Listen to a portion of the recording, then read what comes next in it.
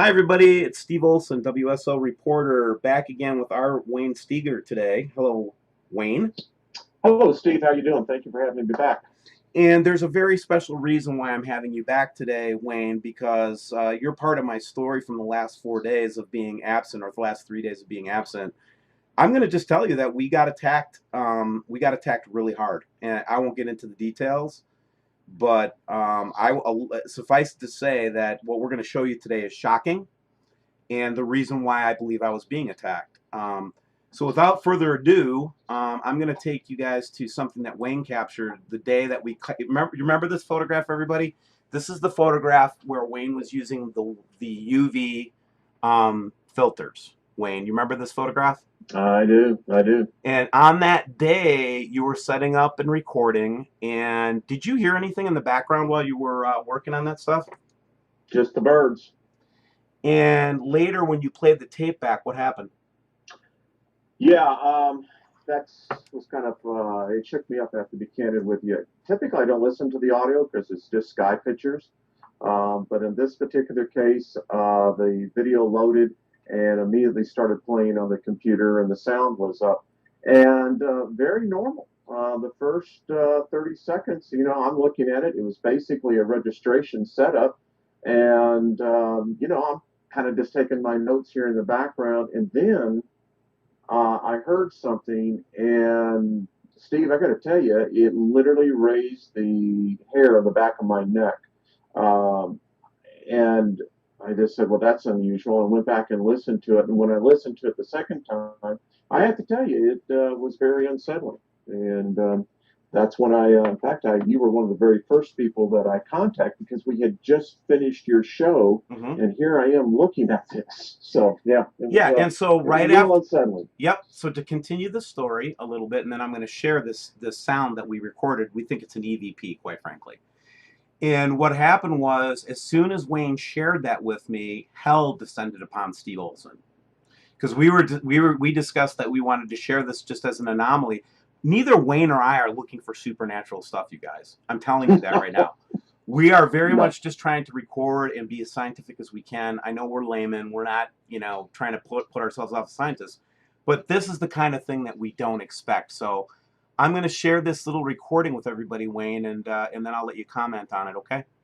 sure. So here's what Wayne heard in the background of his recording when he was recording this video for us a couple days back. Here we go. Oops, sorry. I got to do the sound here. And here we go.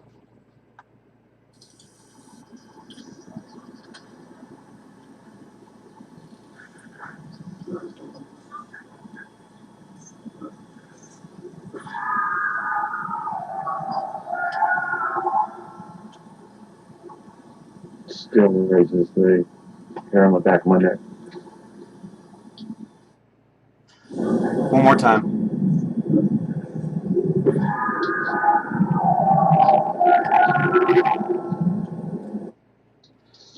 Holy crap. What was that? I tell you, Steve, that was exactly my feeling. And your now we happen in within a couple of the news groups that we're a part of on Facebook. We do have an audio engineer, and Jeff. I'll give recognition to what Jeff has done. He took this on his own, took it on his own audio equipment, filtered it through, enhanced it, and the following is what he is. In fact, he has put this in writing. He said it's the most authentic. I didn't know what an EVP was, but he said it's the most authentic EVP he has ever come across. In the video wave files, he said it's seamless, which I knew it was. I mean, I didn't see anything out there, but I know that there was no one near that camera. And what we're convinced on is that we had an interdimensional conduit for whatever 15, 17 seconds it was, Steve. And this is what I also kind of think. And again, guys, now this is where you're going to learn a little bit about my theology again and about my background. And again, I'm not trying to turn anybody off, and we're not trying to do this to scare anybody. But No. we think it's critically important that you hear this EVP because we want you to know there's more at stake than just what we see. And we have an enemy that does not like what we're doing, Wayne. No, no, they do not. And Steve, to add to the analysis of what Jeff found out, um, there are three undistinguishable voices at the beginning. You can actually hear the cough.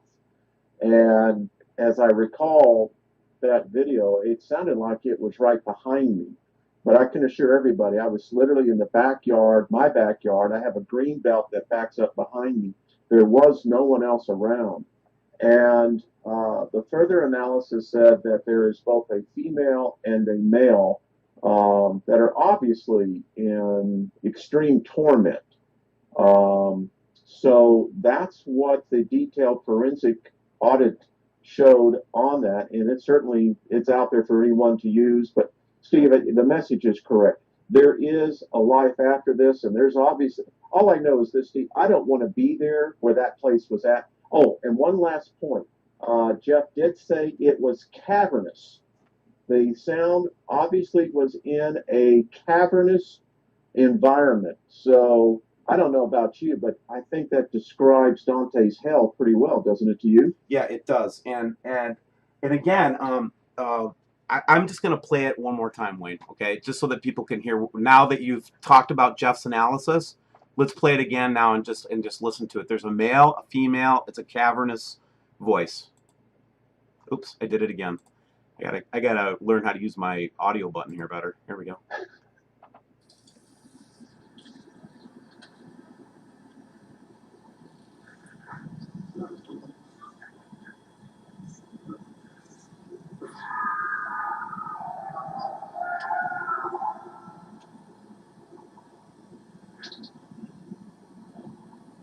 Wow.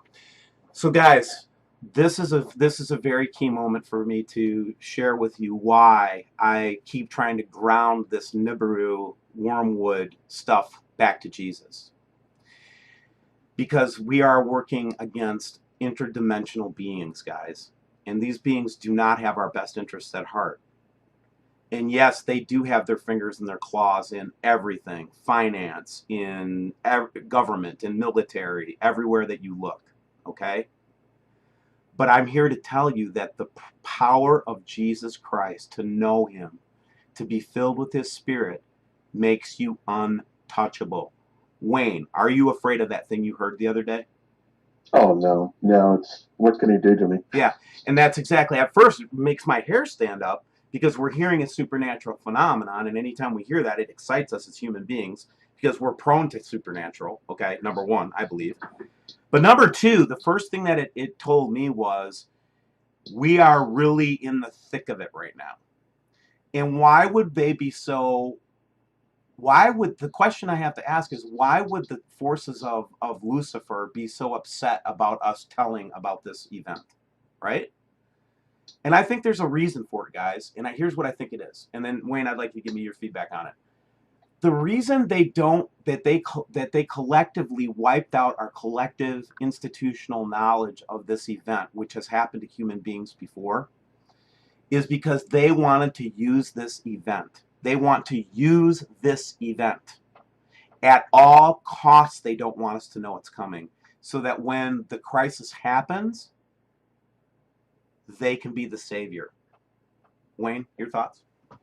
Yeah, when you were speaking there, Steve, I recall that if anyone who reads the book of Revelations, for many years, I know for myself, speaking personally, when I read about Wormwood and the other events unfolding, I always had this mental image that, it was going to be like God was going to turn on a switch and boy, it happens and there it is. But we're now understanding God doesn't work that way. Everything is systematic. There are laws and there are principles that things work by, Steve. And as you have aptly named your show, Wormwood, system observers, this is what's coming in, and this is all tied together. Listen, if anyone out there thinks that these are separate events, you really need to go back and reevaluate the information because Steve, as we now know, it's all connected. It is all connected, absolutely. And these are verses in the Bible. As an eschatologist, I went to Bible school, I was ordained. These are verses in the Bible that I didn't even basically understand at all. I just like you, I thought God was just going to turn on a switch and make it all happen. Little did we know that there was a collective memory. I mean, everything from the burning of the books in Alexandria, you know, that ancient library that would have had a lot of writings on this, Wayne, all the way to the destruction of documents to the current day. Yes. There's been a major coordinated cover up, and I believe it's so that they can establish control over people through fear. And that's exactly what's happened. You know, Steve, it's interesting you bring up the event at Alexandria. You know, I would say, just in my take of history, that that was the single largest loss to mankind. That was exactly the collective knowledge of man. Yeah. And look what's happened to us since then. We don't know much of our past. What we do know is that this system has been here before. It's coming back again, and those in power are going to use it to their advantage. Right.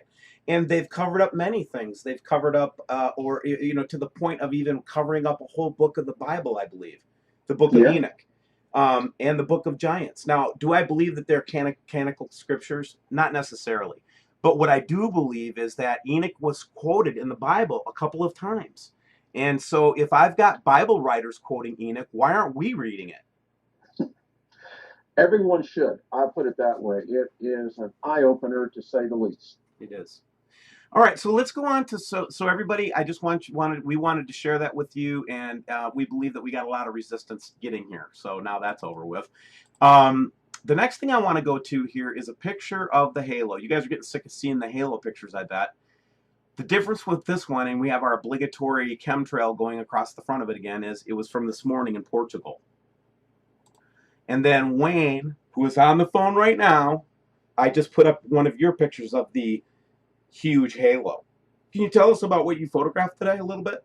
Yeah, I mean, I was up late last night trying to get some readings from Orion, and they were spraying already. This was around 3 o'clock this morning. So when I got up around daylight and went out to prepare for the session, it was so chemmed up.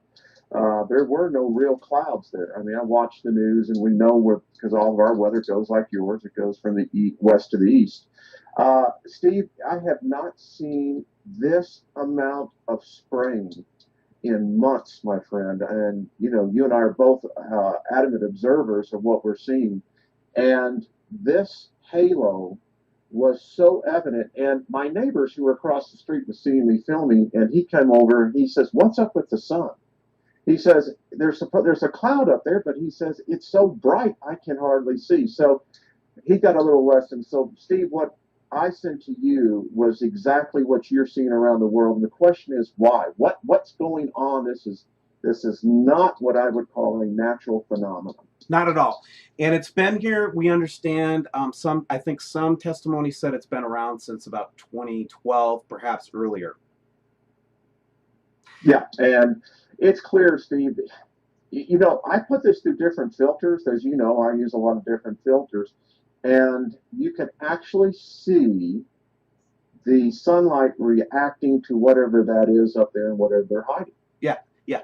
Now, here's the theory that we have, Wayne, at WSO. And Wayne's part of the WSO team. He's been core, as you guys know. But Wayne, as a team here, I think one of the things that we're starting to hypothesize is that this is a shield in space. Yes, yes. Okay, and I have pictures from the ISS that I showed in several videos where we could actually see this halo where there was no atmosphere. So if I can see the halo with no atmosphere, then we know it's not an atmospheric phenomenon. So the ice crystal theory, please shut up. Okay? This is not ice crystals. Okay? It's always in a fixed position around the sun. It's always in the same relative diameter. The only thing that I noticed recently is that it's getting bigger. Yeah, much bigger. And so here I'm gonna put up a little thing about a prism light, just a little illustration, okay? Typically, when people think of prisms, they think of the Pink Floyd, you know, prism, Dark Side of the Moon, right? The one where the white light comes into the side, like you see here, into the triangle or the pyramid or the triangle glass, and then gets refracted out as the full spectrum of light, right? So a white direct light going in gets split out into all of its respective spectrums. Well, look at this one on the top, guys. There's two ways to do prisms, okay? There's also a direct method. Now notice in this one they used layers of glass to create the prisming effect. And notice how the beam through the middle actually stays. So you don't lose the beam in the middle, but it's greatly diminished. And then it pushes a lot of the light off to the sides. Could it be that we're looking at a prism type of thing? I don't know. The second thing I wanted to show you is go back to the Wikipedia, and talking about refraction. These people that keep talking about, like, for example, the all sky imagery or things like that, and we talk about refractions, I wanted to spend a minute talking about it. Look at this. This is just a simple refraction experiment where we're beaming a laser light into a medium of water, and it immediately refracts the light 30 about 22 degrees north of the line, and about 20 or 35 degrees to the south of the line. And what I'm trying to tell you is that the light gets split up, so you see it, you can still see the light, but it's not where it's really located. And the second thing I would say is that there's a magnification effect. So the questions that we're getting about why when we see these things do they look so humongous, all those types of things, please let me reassure you, we know that they're not, as big as what Wayne showed us in that UV picture. We also know that there are magnification effects in space with gravity and electromagnetism, okay? But be mindful of the fact that when we talk about prisming technology, it's not just triangles, okay? So don't judge our theories until you get a chance to look into them a little bit more, right? Next thing I wanted to get into was just we've got, and Wayne, I'm just going to put you on the side here for a minute. I love you, man. That's fine. I listen. I'm learning. So the next one is a guy, and I'm going to say from Spain. And basically, he was taking photographs. These are black and white photographs. He was trying to get pictures of chemtrailing, and what he captured, this little dot right here, is not a lens flare, by the way. We analyzed it. It's not a lens flare. And as you blow that little dot up, guess what it becomes? It becomes the dotted orb that we've seen before. And this is not a lens flare now. This is actually a direct view of it. So my question is, did it come into the frame, or did it get outside of the halo based on this, position in Spain that this person had, where it was able to photograph this object behind the screen? And you say, really, Steve? You really think people put a screen up in space? Where do you think $2.2 trillion went, Mr. Rumfeld? And then just to kind of finish off, my good friend Ed, who has been watching the Skycams and is probably what I would consider to become an expert on the All Skycam network, had just sent me a picture to show that now he's counting, what is it, 1, 2, 3, 4, 5, 6 planetary bodies, plus X in the middle. Can you see this, everybody? I don't mean to be so harsh today. It's just that I was under attack by the devil for about 3 days, where I couldn't do anything because my whole life got shut down. I tried to launch a balloon, by the way, Wayne. How'd that go? It went great until we lost GPS signal. It was a textbook launch. Even in the middle of all the hell I was going through, I said, screw this, man. I'm going to do the balloon launch anyway, right? Got the balloon launch off. We're still looking for it. We do think we're going to find it because I aimed it into a certain area right around where I live. So I drove away so that it would land in my area for retrieval. So we think we're going to find it. But again, we're grid searching the area. Point being is that nothing I did worked for the last 3 days. Okay. Now here's a picture from, this is the Moonglow pictures that I'm showing right now. And Moonglow is the All Skycam Network camera in Missouri. And this one, remember how we were talking about the green planet or green thing? Now, I'm not necessarily saying that this is a planet. I'm saying this is a manifestation of something in space. I called it the green planet because at first it did look like a planet to me, but I'm not sure it is a planet anymore. It might be part of the nebula system, but you can see it so clearly in this composite photograph here, guys. It's just as clear as day. and then, you know, and then here's that big blue orb. Now, something I want to tell you about this big blue orb that we've been seeing, it used to manifest itself as red in these sky cams, and it's getting closer and closer to the sun now. So we know that this stuff is moving. So it's not stationary. This next photograph is from Hawaii. This is from the University of Hawaii. And again, we're seeing the large circle manifestations, some of the stuff that we caught before, and then this other object over here. And again, this one matches exactly with Wayne's work. This is from Alaska. It was just a good day, you know, email that somebody was going to send back and forth, and there at the 1 o'clock position, we see that same object. And then we've got the sun is still just baking, and that flaring is still happening in that upper left-hand quadrant as we're looking at the sun directly, Wayne. So we're looking at from behind the sun, but if I was looking directly at the sun, it would still be at the 1 to 3 o'clock position, this large flare, okay? So with that all said, everybody, I know it's kind of a long show today, so we'll cut it off, and I'll put together more imagery tomorrow. I'll give you an update. We're setting up another satellite rig right now. Not satellite, balloon rig right now, and we'll find the other balloon. I'm very confident of it. It's just a matter of time. So with that all said, Wayne, thank you for being on the show today. Thank you, Steve, and God bless you. And just keep on doing the great work, Steve. You know, listen, I told you this earlier, and I'll just say it to the audience out there. When you have watchmen like Steve who are on the front lines, they typically will take the brunt of the attacks. And many of us who can sit behind the scenes, now I'm active, but you understand what I'm saying, you're going to get the brunt of it. So I keep you lifted up in my prayers, and I do appreciate you, Steve. I truly do. And pray, you know, pray for us, everybody. Pray for us. We want to get the truth out with you, and we want to help as many people as we can get ready for this impending event. So God bless you all. Until the next time.